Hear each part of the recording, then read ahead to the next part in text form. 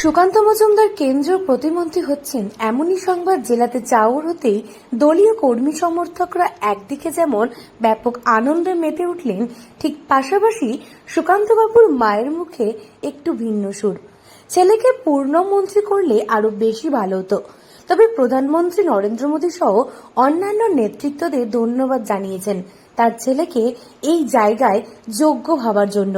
পাশাপাশি সাংসদ এবং রাজ্য সভাপতি হিসেবে সাধারণ মানুষদের পাশে থেকে যেভাবে দিনরাত পরিশ্রম করেছে, আগামী দিনে মন্ত্রী হিসেবেও এর থেকে আরো অনেক ভালো পরিষেবা দেবেন বলে জানান সুকান্তবাবুর মা। প্রসঙ্গত, স্বাধীনতার ৭৬ বছর পর দক্ষিণ দিনাজপুর জেলা থেকে কেন্দ্রীয় মন্ত্রী হবার খবর চাউর হতেই খুশির হাওয়া জেলা জুড়ে।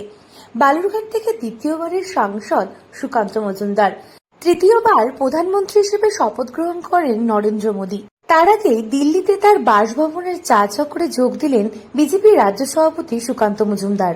এই 1:45টার দিকে খবরটা পেলাম, মানে ও নিজেই পার্সোনালি ফোন করে আমাকে জানালো যে এই খবর। নটায় একবার সকালে ফোন করেছিল, বলেছিলেন মোদিজি ডেকেছেন ওনাকে।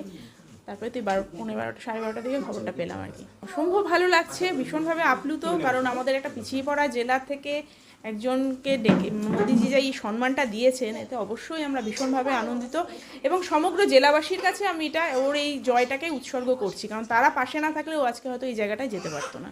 পার্সোনালি সেভাবে কোনো পরিবর্তন হয়নি, তবে হ্যাঁ কাজের চাপটা তো খুবই বেড়েছে, তার জন্য আমাদের পার্সোনাল টাইমটা অনেক কমে গেছে। তবে ও বরাবরই আমাদের সাথে ছিল, পাশে ছিল এবং চেষ্টা করেছে লোকের জন্য কাজ করার। এটা ওর বরাবরেরই স্বভাব। মানে আমি এবং ভগবানের কাছে আশা করবো ও যেন সেই কাজটা ধরে রাখতে পারে, সেই মানুষের জন্য যেন কাজ করতে পারে। ভীষণভাবে মিস করবো, ভীষণ। মানে এই মোমেন্টটা আমার কাছে থাকা দরকার ছিল ওর।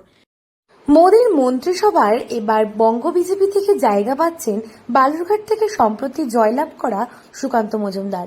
বাঙালিয়ানায় ভরপুর ধুতি পাঞ্জাবি পরে বাঙালির একেবারে নিজস্ব পোশাকে বাংলার কেন্দ্রীয় বাঙালি মন্ত্রী সুকান্ত মজুমদার এবার কেন্দ্রের মন্ত্রী হিসেবে দেখা যাবে তাকে, যা যথেষ্টই গুরুত্বপূর্ণ বলে মনে করা হচ্ছে।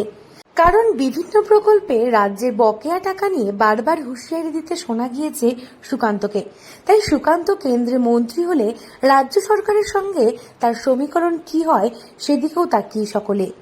এদিন সুকান্ত মজুমদার দিল্লি থেকে জানিয়েছেন জেলার উন্নয়নের জন্য তিনি আরও কাজ করবেন।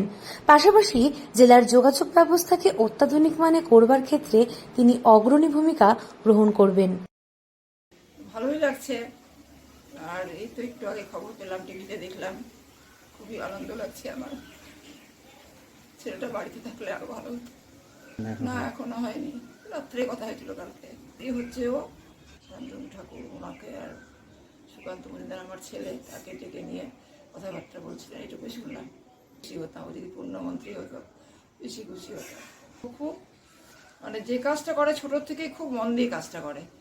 ওই প্রচণ্ড খেটেছে, এই দেখলাম তো আমি, এই যে একটা দিনও বিশ্রাম পাইনি রাজ্য সভাপতি হওয়ার পরে। সব সময় দিয়েছে কর্মীদের সাথে।